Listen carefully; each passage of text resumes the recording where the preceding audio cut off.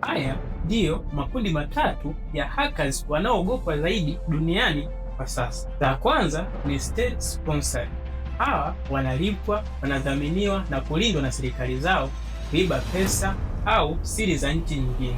Mifano yao ni APT29 au False Bears. Hawa wanafanya sana kesi za espionage, kuiba siri za taifa lingine. Mfano mwingine ni Lazarus Group, hili linatokea North Korea. Mara nyingi sana utalisikia kwenye matukio ya Crypto Est. Lingine ni Volt Tycoon, hili linatokea China. Most of the time linajihusisha sana na critical infrastructure, zile sekta muhimu kwenye nchi, mfano mashirika ya umeme, maji na vitu kama hivyo. Kundi la pili ni cyber cartels. Hawa wanashambulia mabenki, mashirika makubwa, sekta binafsi. Lengo lao kubwa ni pesa. Hawa wanaweza kukudiwa na nchi yoyote kushambulia nchi nyingine.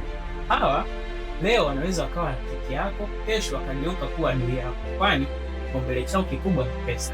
Hawa wanakudiwa na mtu yoyote. Hawa hawana upati, as long as pesa iko mbele, wao wanafanya kazi. Mifano yao ni kuunganisha makundi kama Handara, makundi kama Spiderweb na kundi lingine maarufu kama Crystal Spider, Viking Spider na Lockbit. Kundi la tatu ni activist. Hawa hawako upande wote wala hawako chini ya serikali. Hawa wanakuwaga ni watu binafsi, vikundi binafsi ambacho kinakuwa na sera na vipaumbele vyake. Mara nyingi hawa wanakuwa wanaendeshwa na misimamo binafsi, aidha misimamo ya kidini, kisiasa, kijamii. Hawa mara nyingi wanalenga wanasiasa, serikali fulani, sekta fulani au kampuni fulani moja kwa moja.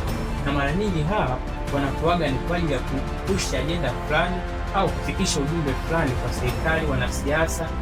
Na ndio maana hawa mwisho wa siku wanajikutaga wakifanya kazi na serikali. Na miongoni mwa makundi maarufu ni The Anonymous. Makundi mengine ni kama The Cult of the Dead Cow, Hacksaver, pamoja kama vile Handara ambayo tunataka kulisikia juzi limehack email binafsi ya director wa FBI. Haya ni baadhi tu ya makundi maarufu.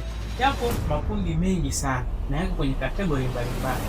Lakini ukitaka kuendelea kujifunza na kupata tips kama hizi, like, subscribe, share na follow akaunti hii kwa ajili ya updates zingine kama hizi.